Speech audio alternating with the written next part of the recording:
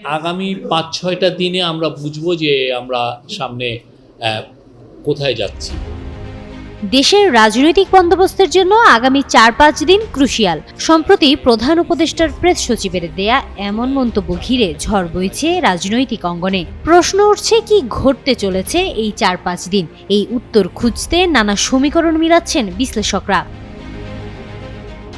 বিশ্লেষকরা বলছেন, এই বক্তব্য এসেছে এমন এক সময়ে যখন সামনে জাতীয় নির্বাচন রয়েছে। নির্বাচন নির্ধারণের সময়সূচি নিয়েও ব্যাপক আলোচনা।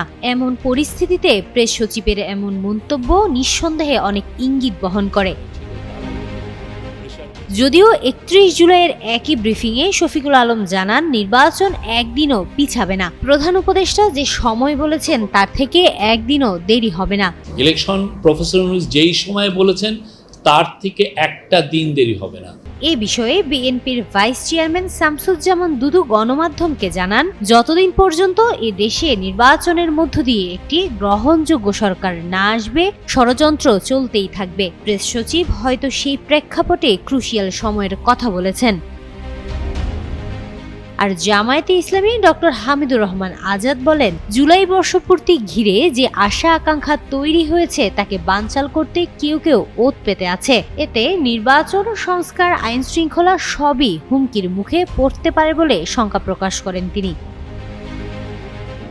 অন্যদিকে জাতীয় নাগরিক পার্টির যুগ্ম সদস্য সচিব মুশফিকুস সালেহীন বলেন, সংস্কার প্রক্রিয়ার ১ বছরের ফলাফল কিছুদিনের মধ্যেই দৃশ্যমান হবে।